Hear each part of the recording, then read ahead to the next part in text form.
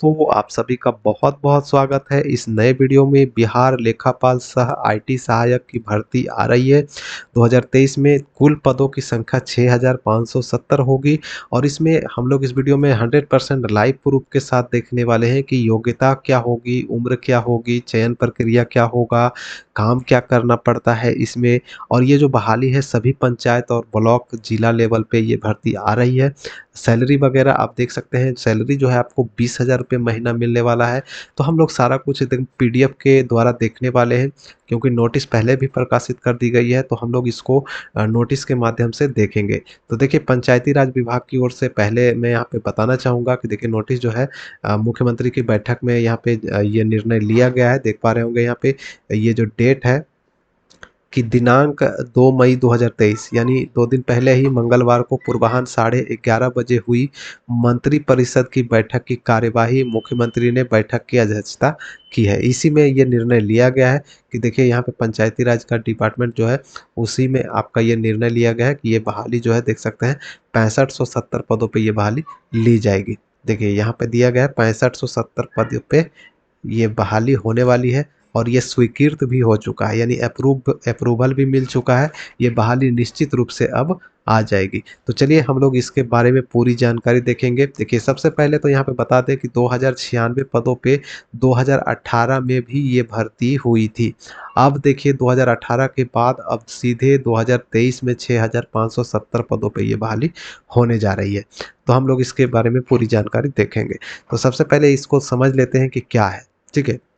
तो देखिए 25/7/2018 द्वारा प्रति 4 पंचायतों पर 1 की दर से कुल 2096 लेखापाल सह आईटी सहायक के पद स्वीकृत थे, ठीक है। 2096 पोस्ट जो है पहले प्रति 4 पंचायत पे 4 पंचायत पर 1 सहायक आईटी आईटी सहायक लेखापाल का जो पद है वो पहले 4 पंचायत पर 1 था। अब इसे बढ़ा दिया गया है। देखिए अब जो है बढ़ाकर क्या किया गया है, प्रत्येक पंचायत के लिए एक एक और प्रत्येक पंचायत समिति के लिए एक एक और प्रत्येक जिला परिषद के लिए दो दो लेखापाल सह आईटी सहायक का संविदा के आधार पर ये पदों का प्रावधान स्वीकृत कर लिया गया है, ठीक है। अब यहाँ पे देखिए देखते हैं तो ये जो 6570 पोस्ट है इसकी चयन प्रक्रिया वगैरह क्या है, तो इसको हम लोग पूरी डिटेल समझते हैं। तो ज़्यादा से ज़्यादा वीडियो को लाइक कर दीजिएगा, चैनल को सब्सक्राइब कर लीजिए पल पल की अपडेट के लिए। तो जो भी मैं आपको दिखा रहा हूँ दोस्तों बिल्कुल ऑफिशियल दिखा रहा हूँ। यहाँ पे आप देख पा रहे होंगे ये पंचायती राज विभाग की ओर से नोटिस है। ये आपका 2018 वाला नोटिस मैं आपको यहाँ पे दिखाने जा रहा हूँ, जिसमें योग्यता वगैरह सारा कुछ बताया गया है, ठीक है। तो योग्यता वगैरह में कोई बदलाव नहीं किया गया है, 2023 में भी वही रहने वाला है। तो देखिए इसमें काम वगैरह क्या करना है ये भी मैं आपको बताने वाला हूँ। तो देखिए ये जो है सबसे पहले डिपार्टमेंट को समझ लीजिए कि कहाँ आपको काम करना है। तो मुख्यमंत्री ग्रामीण पेयजल निश्चय योजना एवं मुख्यमंत्री गली नली पक्कीकरण निश्चय योजना अंतर्गत ये काम आपको करना होता है और लेखापाल सह आईटी सहायक के नाम से ये पद जाना जाता है, ठीक है। अब यहाँ पे आगे बढ़ते हैं तो देखिए यहाँ पे नीचे योग्यता वगैरह दिखाई देगी। तो ये तो आपका देखिए यहाँ पे दिखा गया है लेखापाल सह आईटी सहायक, यही पोस्ट पे वैकेंसी आने वाली है। ऊपर वाला हम लोग नहीं देखेंगे क्योंकि ये तकनीकी सहायक का है, तो ये पहले हुआ था, इसको हम लोग छोड़ देंगे। ये वाला नहीं आएगा इस बार, ये वाला पोस्ट जो है इस बार नहीं है, इस वाला को हम लोग यहाँ पे काट देते हैं।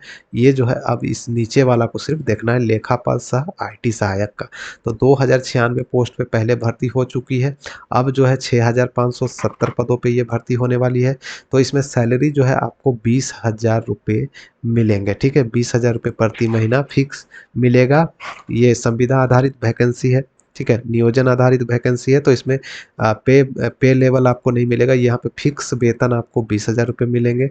और ये आपकी योग्यता जो है देख सकते हैं मान्यता प्राप्त विश्वविद्यालय से यूनिवर्सिटी से बीकॉम उत्तीर्ण होना चाहिए, ठीक है। बीकॉम अगर आपने कर रखा है या फिर एमकॉम कर रखा है या फिर सीए कर रखा है तो भी आप आवेदन कर सकते हैं। लेकिन यहाँ पे एक चीज़ अच्छा दिया गया है कि एमकॉम वाले और सीए वालों को 20 अंकों का बोनस दिया जाएगा, यानी वेटेज भी मिलने वाला है 20 अंकों का।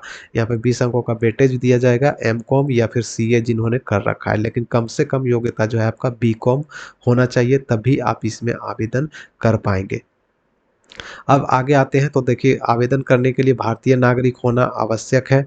इस उम्र सीमा का जो गणना होगा 1/1/2023 के अंतर्गत होगा, जिसमें कम से कम अनारक्षित वर्ग पुरुष मेल कैंडिडेट को 18 से 37 साल उम्र दी जाएगी। पिछड़ा वर्ग, अत्यंत पिछड़ा वर्ग पुरुष महिला के लिए 40 वर्ष रहेगा, कम ज़्यादा से ज़्यादा। और अनारक्षित महिला के लिए भी 40 वर्ष रहेगा, जनरल महिला के लिए 40 वर्ष रहेगा उम्र, 18 से 40। और SC ST के लिए 18 से 42 साल तक उम्र दिया जाएगा। इसके अलावा आते हैं तो देखिए चयन प्रक्रिया क्या है। आवेदन जो है इसमें आपका ऑनलाइन भी लिया जा सकता है, ऑफलाइन भी लिया जा सकता है, ये अभी निर्धारित नहीं किया जा सकता, ठीक है। तो यहाँ पे जो ऑनलाइन करेंगे उसमें कोई परीक्षा वगैरह आयोजित नहीं की जाएगी। आपके जो अंक हैं सर्टिफिकेट में आपने आपका जो एजुकेशनल क्वालिफिकेशंस है उसके आधार पे मेरिट लिस्ट बनाई जाएगी अंकों के आधार पे, और आपका चयन किया जाएगा। आवेदक के किसी एक जिले में ही आवेदन कर सकता है। कोई भी आवेदक जो है वो सिर्फ एक ही जिले में आवेदन कर सकता है, क्योंकि सभी जिलों में वैकेंसी आएगी तो अलग अलग आवेदन आप नहीं कर सकते, सिर्फ एक ही आवेदन कर सकते हैं। यदि कोई अभ्यर्थी दोनों पदों के लिए अर्हता रखता है, ये तो पहले वाला है, इसको हम लोग छोड़ देते हैं, आगे बढ़ते हैं। आगे बढ़ते हैं तो यहाँ पे देखिए पहले जो डिटेल थी आप इस वेबसाइट से डाउनलोड कर सकते थे, लेकिन अब ये वेबसाइट जो है बिहार सरकार के द्वारा बंद कर दिया गया है, क्योंकि अब जो है नया वेबसाइट बिहार सरकार के द्वारा बनाया गया है, जो कि आप यहाँ पे देख पा रहे होंगे। देखिए यहाँ पे मैं आपको दिखा देता हूँ, state.bihar.gov.in पे आएंगे तो यहाँ से आप डिपार्टमेंट चूज कर सकते हैं। PRD डिपार्टमेंट यहाँ से चूज करके आप देख सकते हैं।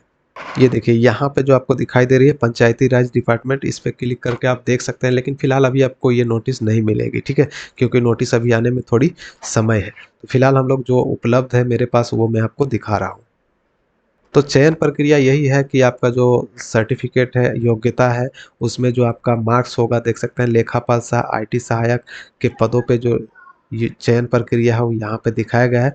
सहायक की न्यूनतम शैक्षणिक योग्यता बीकॉम होगी। बीकॉम में प्राप्त प्रतिशत अंक इस प्रयोजनार्थ अंक माने जाएंगे, यानी कि जो बीकॉम में आपका अंक होगा उसी के आधार पे मेधा सूची बनाई जाएगी और उसी के आधार पे आपका चयन किया जाएगा। लेकिन जो बीकॉम के अलावा एमकॉम या फिर CA कर रखे हैं उनको 20 अंक एक्स्ट्रा मिलेगा, ठीक है। या अगर 100 अंकों की मेधा सूची बनाई जाती है तो उसमें आपका 20 अंक जो है CA वालों को या एमकॉम वालों को एक्स्ट्रा मिलेगा, ठीक है। तो इनका चयन होना आसान हो जाएगा।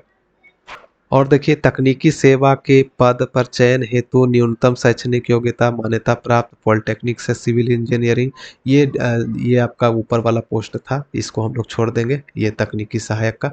तो इस बार ये बहाली नहीं आ रही है, सिर्फ ये वाला आएगा नीचे वाला, तो इसको हम लोग छोड़ देते हैं। आगे बढ़ते हैं क्या और दिया गया है।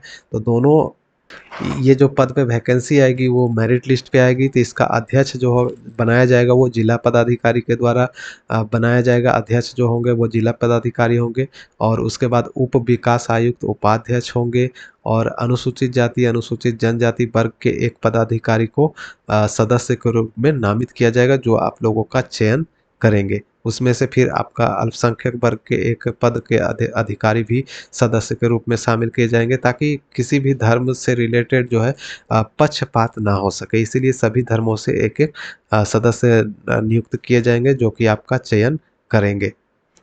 और देखिए यहाँ पे साफ साफ बता दिया जाएगा कि संविदा के आधार पर नियोजित व्यक्ति ना तो सरकारी सेवक माने जाएंगे, ना सरकारी सेवकों को अनुमान्य किसी सुविधा के हकदार माने जाएंगे। यानी जो ये आपका अनुबंध पे है तो ये 1 साल या 2 साल के लिए अनुबंध पर होगा, उसको समय समय पे और बढ़ाया जाता है। तो ये वैकेंसी जो है आपका संविदा आधारित होगा, और ये समय समय पे आपको 1 साल के बाद एक्सटेंड किया जाएगा, 2 साल के बाद एक्सटेंड कर दिया जाएगा, तो बढ़ाते बढ़ाते हुए चलता रहता है। तो देखिए 2096 का जो पहले भर्ती हुई थी 2018 में, तो 2018 वाला भी अभी काम कर रहे हैं, क्योंकि उन लोगों को एक्सटेंशन दिया गया है, बढ़ाया गया है डेट।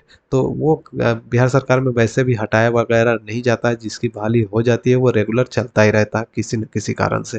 तो ये संविदा नाम का है, सिर्फ आपकी सैलरी कम रहेगी, 20,000 होगी, तो 20,000 में आप यहाँ पे इसमें जॉब कर सकते हैं। अब चलिए काम आपको क्या करना है ये भी समझ लेते हैं। देखिए यहाँ पे लेखापाल सह IT सहायक का निम्नवत दायित्व होगा। काम आपका क्या होगा वो समझ लीजिए कि संबंध ग्राम पंचायतों के अंतर्गत बाढ़ प्रबंधन एवं कार्यान्वयन समिति के लेखाओं का संधारण सुनिश्चित करना, यानी रजिस्टर मेंटेन वगैरह आपको करना है, सेव करके उसको रखना है, अच्छे से सुरक्षित रखना है।